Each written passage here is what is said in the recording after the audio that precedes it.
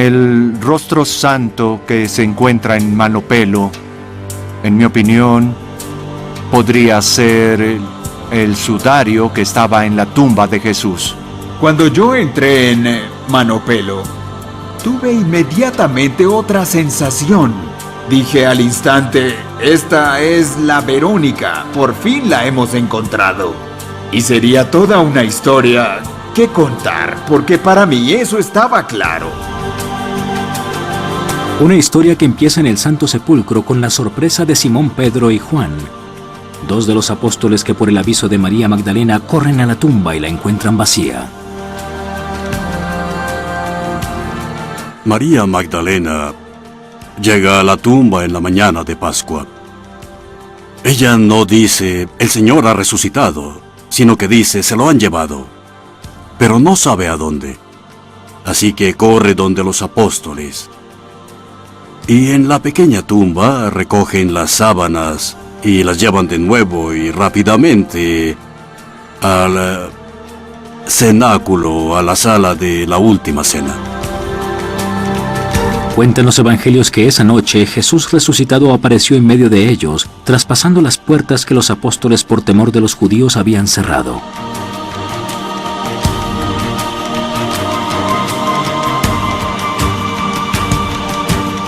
Pero, ¿por qué tenían miedo? ¿Había solo una razón para eso? Porque tenían las sábanas.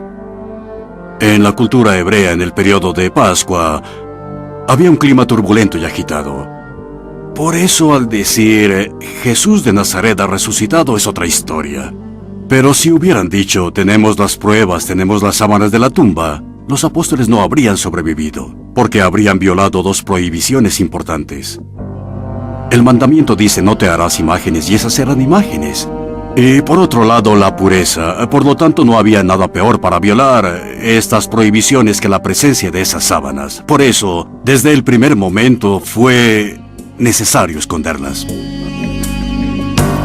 Desde ese momento en adelante, de esos lienzos fúnebres, testimonios directos de la pasión, la muerte y desaparición del presunto cuerpo de Cristo, tendríamos solo pistas. Reliquias milagrosas que mostraban su rostro aparecían en los lugares más disparatados. Leyendas, cuentos y pinturas que crearán un puente misterioso entre Oriente y Occidente.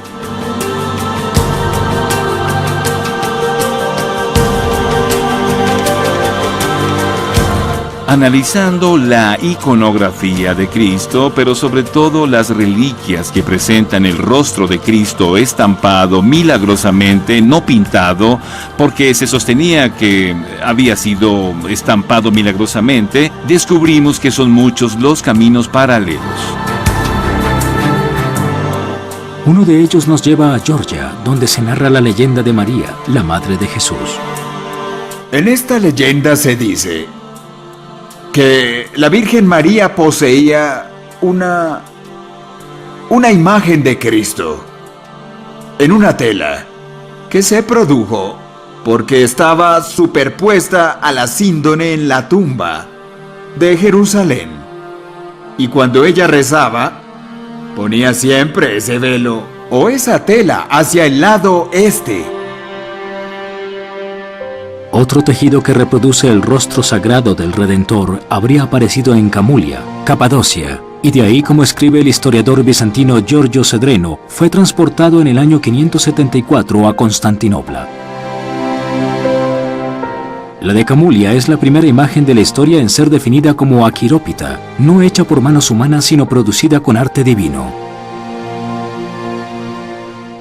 De Constantinopla, la camuliana entregada a las olas del mar por el patriarca Germano llegaría a Roma. Y es llamada Verónica. ¿La camuliana correspondería entonces al velo de la Verónica? ¿Y tiene alguna relación con el tejido conservado por la Virgen María tras la muerte de su hijo? Además, otro camino nos conduce a Edesa, reino del rey Abgar, un soberano que se habría dirigido a Jesús para pedirle que lo sanara de una enfermedad. Las versiones de la historia son muchas, pero tienen una característica en común. El Mesías regala a Abgar una imagen de su rostro estampada milagrosamente en una tela, y gracias a esa imagen, el rey se sanará.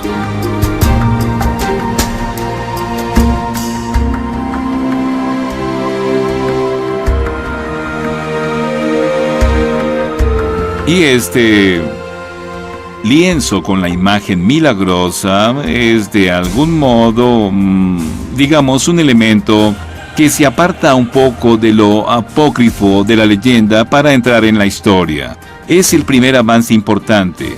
Se cree que el rostro que tenía Abgar se supone que fue el mandilión venerado en Edesa. El mandilión de Edesa es una reliquia que desde el siglo VI ha influenciado fuertemente la tradición pictórica y se ha transformado en una especie de arquetipo para la reproducción iconográfica de Cristo.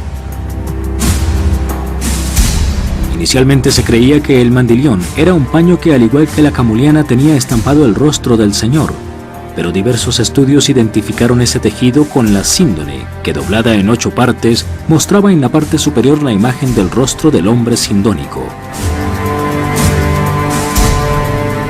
Desde ese momento en adelante, la imagen de Cristo ya no se dejaba a la imaginación del pintor, sino que la imagen sindónica, o por lo menos el objeto que llegó después del siglo VI o siglo VII, se convirtió en la norma para la composición de todas las demás imágenes. Como la del Pantocrátor, presente en los mosaicos en Constantinopla y en las áreas impregnadas de la cultura bizantina, la imagen del Cristo Pantocrátor se asemeja en todo a la del hombre de la síndone. El pintor conoció entonces la sagrada reliquia y el mandilión, quizá la imagen inspiradora del propio Pantocrátor. ¿Qué relación tenía el lienzo que, según la tradición, cubrió el cuerpo de Jesús después de la crucifixión?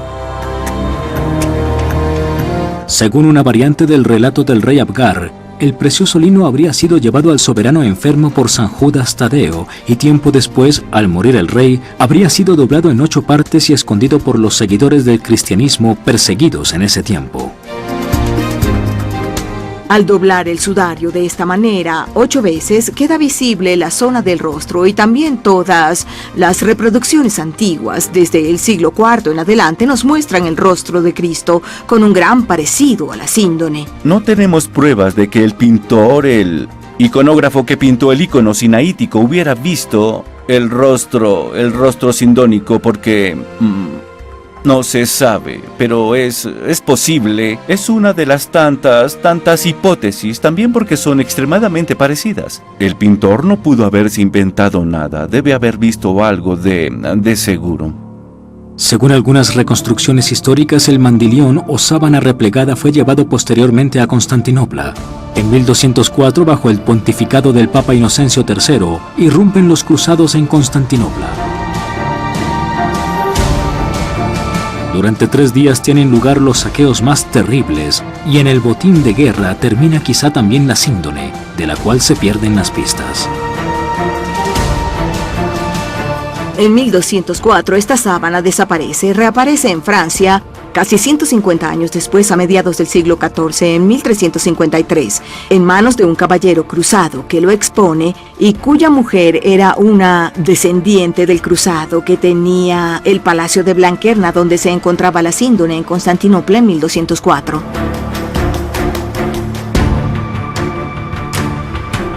Otra pista interesante sugiere que la sábana sagrada habría sido custodiada durante un tiempo por los caballeros templarios. Hay un rostro interesante, venerado por los templarios, que fue descubierto en Templecombe, Inglaterra, que se asemeja mucho a la síndone, tiene 145 puntos de correspondencia. Y uno de los últimos caballeros templarios que muere en la hoguera en 1314 se llamaba Geoffroy de Cherny y era familiar del primer poseedor, Geoffroy de Cherny, que en 1353 dijo tener la síndone.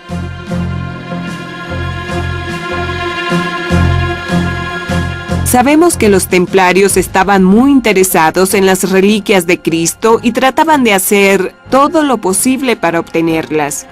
Y existen documentos, particularmente un documento de templarios que fueron interrogados en Carcasona, en el cual uno de ellos afirma de la manera más explícita haber visto quodam linium aventem figuram hominis, una sábana de lino que llevaba la imagen de un hombre.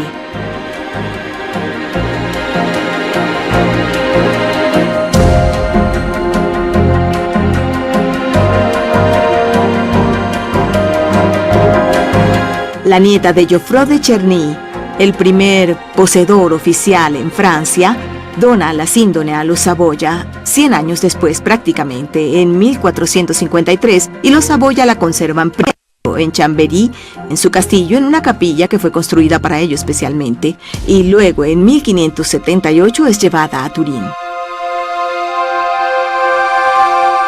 Los caballeros templarios podrían entonces durante un periodo haber tenido en su poder la síndone, que habría luego terminado en Francia, en Chambéry, conservada en la Santa Capilla del Castillo de los Saboya.